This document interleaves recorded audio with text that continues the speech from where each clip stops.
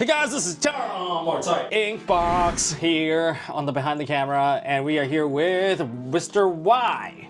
Hello. So Mr. Y, I'm gonna call you Mr. Y because calling you Y is kind of weird. So he was the one that played the Brooms against me. Yes, You in crushed one me. of the previous videos. Yeah, in one of the previous you crushed me. You guys asked for the deck list. We're giving you guys a deck list, but we're giving you guys more than just a deck list. This is actually a second place set championship deck list. Minor changes to that previous game, but yeah. Yeah, so Mr. Y, very impressive showing. Yeah, there's a scar right there.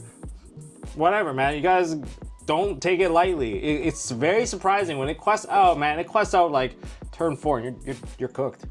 No, Did you do that to give any me too of much your opponents? credits. I just played however best I could have. He's a very humble guy. He's a very humble guy. All right, so we got a deck list for you, and we also are gonna get some insight on how to play this deck from the Broom Master himself. Not a master, just a Broom enthusiast. He's literally the master. Like you were in Seattle. You were like you got more wins with Brooms than all of us combined. Anyways, any shots you want to give? To the channel, why not? Like, Yeah, guys, hit like, subscribe, hit that notification button. Please. And let's get to it. Let's go.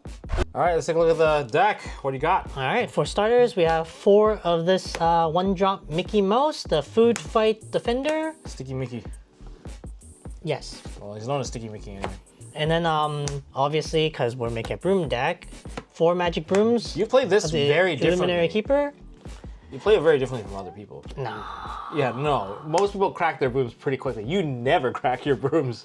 Depends on situation. We also run 3 Tombox followers. This one is because of tempo matters a lot in this deck, so therefore I run a lot more 1-drops to make sure I don't miss. And then afterwards we have for our 2 costs. Let's keep it in the line there. Sure. It's actually in the line. All right, we have 4 copies of Aerial Cleaner Magic Broom. And then obviously, if we're running Brooms, Backwards Disney, Uncle Backwards Disney here. Oh, Yensid. Yes, you will run 4 copies. It's basically your piglets. Yeah, piglets that also draw a card. And then other Brooms, we have 3 more Magic Broom, Industrial Model.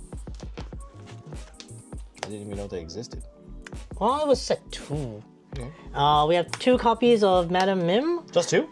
Yeah, only 2 copies, because it's mainly for the rush factor as opposed to the bouncing. Before I was debating on a different Elsa, the 3-drop Elsa that gives something +2 challenger and also rush. But I didn't have the foil one, so I went with Mim for now. Okay. Oh, hold on a second. Your whole deck is cold foil. Yes. Okay. I like shiny cards. Afterwards, we have 2 copies of here, Tinkerbell. They're not part of your broom strategy. Shh, quiet you. Quiet you, Tinkerbell's good. I'm just trolling. How dare. And then, since we're doing Brooms, obviously we need 4 copies of our Wayward Sorcerer here, Mickey. Mickey? That's pretty cool. Yes, he's very annoying character. And then for hand recovery, just because there's a lot of stuff that removes my stuff, we won 3 copies of Yzma here, just so that you can get your hand size back. So these Yzma, they weren't part of your original build. No, but they are part now just to see how it is, so that when I extend my hand a little bit more, I can recover from Be Prepared, for example. So it doesn't feel as bad when your opponent Be Prepares you. Next up, we have our other Mickey, which is the Playful Sorcerer. We have 3 copies here. So why do you play this one? Well, this one can, it has resist 1, so number 1 is that. The other thing is it has shift 3, which means on turn 3 I can already drop it, and if I have another Broom on board, I can at least deal 1 damage to a character on my opponent's field. Okay. If optimal, I can deal 2, so then I can effectively get rid of 1 character, and plus I can use it to sing Grab Your Swords and other songs that cost 5 earlier, so it makes it a little bit faster. That's actually really strong. It feels like a faster Tinkerbell. Wow, Tinkerbell does quite a bit of work on its own. So like a faster giant Tinkerbell. Yeah. Yes, giant Tink. Of course, another useful broom is we have Swift Cleaner here, which is our rush broom. This one also lets me cycle my brooms back into the deck. So whenever all my 1-drop Illuminary Keeper Brooms go into the discard pile, I can put them all back into the deck. So lets me draw them more and cycle more. So that's kind of good. Oh, this isn't that clean sweeper. It's not. It's super speedy tidiness. Afterwards, we have Speaking of Tinkerbell. speaking of Tinkerbell, we have 2 copies of Big Tinkerbell. Just so that, of course, it can deal damage as well as it's a big body. And with the shift ability, I can make it attack potentially earlier so that I can start getting rid of characters for me. So that's all for characters. And then now we can go with our actions and whatnot. So first we have 3 copies of Let the Storm Rage On. Simple. It can deal damage, draw cards. You don't need to know anything else. 4 copies of Friends on the Other Side, just because it draws cards. It's part of agree. Yeah, it draws cards. 2 copies of Strength of a Raging Fire. This one I don't run too many due to like certain situations where I don't have enough characters on board and I need to get rid of something. I find the other removal cards to be a little more helpful. This one is when I have an established board, then it becomes a lot stronger, right? So, Okay. yeah, that's why there's only 2 copies. Also, I like that it's inkable. Afterwards, we have 3, and then along came Zeus. So this one is really good because it can deal 5 damage to both a character or location. So it can help me deal with locations that are semi-tanky but not super tanky. And also it can help me get rid of most threats on board as long as they don't have that pesky ward ability. For our, board clearing, we do have 2 copies of Grab Your Swords. I don't run too many because it's uninkable, and sometimes it does kind of clog your hand when your opponent only has really like 1 to 2 big threats, when you can clearly clear out all the other small guys. Now, locations, we have 3 copies of the Library. This one's simple. I can recover. Whenever my characters get banished, I get to draw a card. So if it's my 1-drop Broom, I can also use that to draw an extra card. When I get Be Prepared, all my characters go away. At least I get to recover something to try to push back moving forward to the next turn and whatnot. So there's 3 copies there, and I really like that it's 8. Having 8 HP is a little bit stronger, so it doesn't get destroyed that easily. And I also run 2 copies of Sorcerer's Tower. That's like an MVP card of your deck. I mean, it's nice. It's useful. The reason why there's only 2 copies is I don't usually want to have this on board all the time. I want to keep it in my hand and kind of surprise my opponent. Oh, you kind of use it like a gathered knowledge and mind or whatever.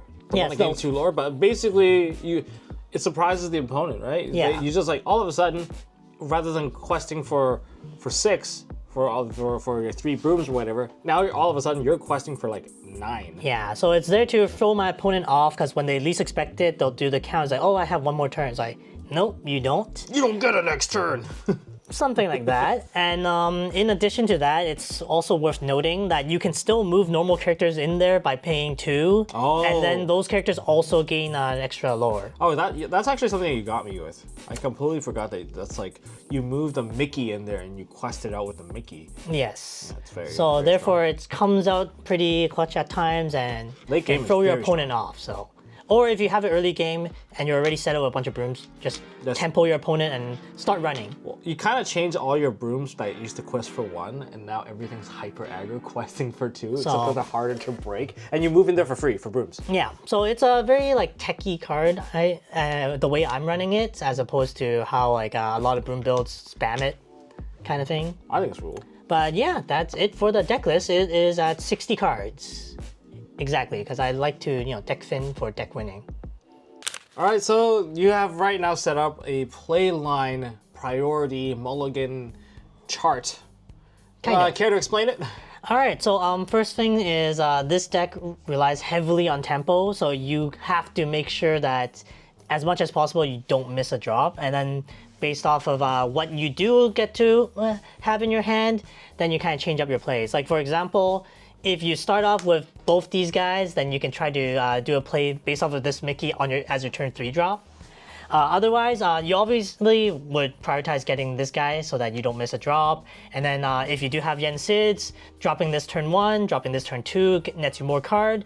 And then turn 3, you either drop more of the low-cost Brooms, or you drop the industrial model here, which can give resist +1 to your Yen Sid for 1 turn until the next turn. So then it can try to potentially survive another turn. So what are you trying to look for in your opening hand? Like what are the 1-drops that you prioritize? Like if you had to look at these 3. Well, if I get to choose, obviously I would prioritize this one. Second place, I would prioritize this Mickey if I have this Mickey in my hand. Okay. What about Churnabogs? Churnabogs are there just so that I don't miss a drop, and it can at least, like, its ability does help me draw an extra card if needed to dig harder, and also it synergizes with the library. So in that case, that's why it's my 3rd choice, and but it's not the top priority, unlike the Illuminary Keeper here. Yen Sid is definitely your number 2 drop. Yen Sid, if possible, yes. So go from here to here. What about the Flying Broom? The Flying Broom is so that after the Yen Sid turn, I can at least drop. I have more brooms so that I can drop them next turn to guarantee that Yen Sid will have the +2 lore for that turn to quest. It's actually pretty powerful. It's like 2/3, takes out Diablo. But like obviously, if I wanted to be optimal, I would want to drop turn 1, turn 2, and then turn 3 I can drop a smaller broom and then play other things instead. So I can potentially play this and drop a Mickey Mouse, or drop this and even play a Churnabog, just so that I can have more field presence, so to speak. Okay. And then the other thing is for turn 3 is, like, for example, if I open with Mickey and I do have these two, then my play will be different. Will be turn 1, play the Mickey. Turn 2, play 2 Illuminary Keepers, and then turn 3 will be just dropping this so that you can deal 2 damage, essentially let the Storm Rage on with all the draw onto something on your opponent's field. And you can swing. Not to mention, it can quest for 2 lore and has resist 1, so it can most likely stay on board if you're lucky. It can't get mimmed and one-shot by mim. And also, because it's a cost 5, it is able to sing songs such as and then along came Zeus among grab your swords. Okay. So it can help with early aggression and field control in that sense. I mean, you yourself can do some pretty aggressive plays yourself. And Yen Sid +2 brooms gains the additional 2 lore when questing. Yes. And like one of the power plays I've seen you do, especially when you're on the play, is going mass broom Yen Sid drop library and just quest to like 9 on turn 3 or something along those lines. I mean, if you have multiple Yen Sids, that's nice too, but like I would try to prioritize survivability, and also like sometimes even if you have the brooms so that Yen Sid gets lore, you might not want to quest out with the brooms in case they do get banished, then your Yen Sid becomes a lot weaker. So it really depends on situation. And like, for example, if you're playing against a matchup that has red, so a lot of more aggression stuff, I would kind of also consider setting up the library earlier, even though it slows down your pace a little more, just so that you have more recovery for whenever your characters get banished. And for like your Magic Room 1-drop, the Illuminary Keepers, like when do you crack them? Like, it doesn't seem like you want to crack any of your rooms at all. Well, most of the times for them, I don't really want to start crack them unless I need to dig for something, which is why Churnabogs, I feel a lot less bad for cracking them. These guys are good because of the 4-drop Mickey. With the 4-drop Mickey, you can play all brooms for 1 less cost. These are free. So therefore, these guys become essentially 0. So I can play them for 0, and they can swing at things, they can quest. If my opponent tries to banish them by battle, they just go back to my hand and I can recycle. And then when I no longer really need them to just kind of quest in, then is when I crack them so that I can kind of draw more cards and kind of dig for solutions or kind of have more tempo, Okay. so to speak. But yeah, so that would be the 3 drops. For 4 drops, of course, you would drop either the Mickey or based off of what your earlier play is, you might be playing this Mickey a little later to kind of benefit more on its play. And then afterwards is you go for obviously the Rush Broom, because the Rush Broom can just kind of tempo, get your brooms back. This is very scary. It's like 4/4 for quest 2. It's a 5-drop. Yeah, it's uninkable, but when you pair it with the Sorcerer's Tower, It's pretty scary. You don't know what you're supposed to do. I mean, it's coming for you. Well, not to mention there is another situation where this guy, he's technically a 4-drop number 1, so you can drop it. Oh, right, with Mickey, right. Yeah, with Mickey, it costs less, and also if you have both these on the field, because both of their abilities happen when played, when this character is played, so then when you play this, you can use the Magic Broom Illuminary Keeper's ability to banish itself so that you can draw a card. And then with this one, which is when this character is played, you may shuffle all Broom cards from your discard into your deck. So this goes back into the deck. So you can cycle effectively the 1-drop Illuminated Keepers back, because both effects happen and go into the bag, so you choose your order of operations of which card to resolve. So strange to me that you have a deck that can actually shuffle.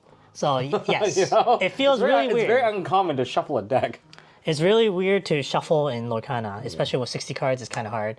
But yeah, other things worth noting is, of course, songs. Our songs are mostly low-cost songs. This is because our brooms can sing. Without the mouth, they can still tap a tune, apparently. So they can sing cards like Let the Storm Rage On, for example, Friends from the Other Side, and even Strength of a Raging Fire.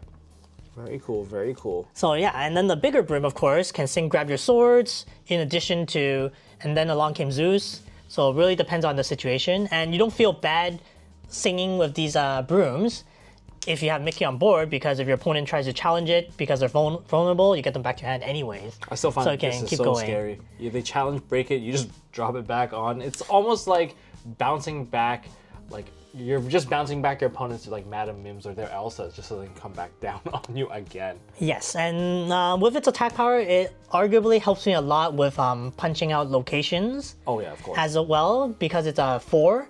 And then once you punch a location, your opponent has to decide whether they want to trade with it because of its high attack power, because you get it back to your hand, or else they would have to use some sort of action card to get rid of it manually. And the other thing is, if you combine these two cards, so you play this while this is on field, you're technically dealing 9 damage. So that is what? The HP of a McDuck Manor? Yeah, the Manor. Yeah, that thing, that scary thing. Yeah, so things like that. So the numbers kind of matter. I don't think anything is as scary as Sorcerer's Tower. I'm sorry, this thing is just like, you see a bunch of tiny brooms, all of a sudden their lore count can double. I find that to be a little ridiculous, and that's how a lot of people got taken by surprise when it comes to the tower. Well, if your hand is... It's just because the movement cost for brooms is technically free. So all your brooms are like, get to the choppa, and all of a sudden they're like questing for 8. And they're like, you're going to lose next turn, by the way. They get out of the closet, right? But timing-wise, like, if you had an early aggression play where you can set up a field with, Yen Sit and lots of brooms, you just drop this and you just try to run away as much as possible while keeping your hand size so that you don't go too wide in case your opponent has anything that board wipes so that you can recover. Okay. So always have a backup while trying to keep your aggression and tempo and control the pace. I mean, it sounds a little complicated, but I've seen you in action. Go aggro all the way. But yeah, thank you so much. That's about it. Okay, well, that's all we got for this video. If you guys enjoyed this video, hit that like button, hit subscribe, ding that notification bell. Once again, thank you, Mr. Y, for taking the time to come Thank into you for having me here. the MST studio to take a deck profile with us. What else you want to add on? What do you want to do? What any other decks you want to play? I mean, there's lots of funky decks I like to try out. So, right now I'm working on some red and yellow racing deck. I don't like your racing deck. Okay, I'll give you guys a heads up right now. We did a little test match at locals. I was playing green, purple. Both of us didn't touch each other's fields. Like, we didn't challenge each other. I just went on full gas, like quest with everything, and I lost. I lost on turn 4 while questing with everything. I was at 12, and suddenly from you're 8 to boom, 20. Wow, I mean, the combos, if they get rolling, it's really... If you guys want to see that, hit that like button, hit subscribe, hit the notification bell. Maybe we'll even put it in action. Maybe. We'll put it in action. Well, I mean, last time it did get destroyed in one of your previous videos, so... Well, we didn't get to see what it really does. I know. But we'll see. All right. Thank you guys for watching. We'll see you all in the next one. Thank you guys.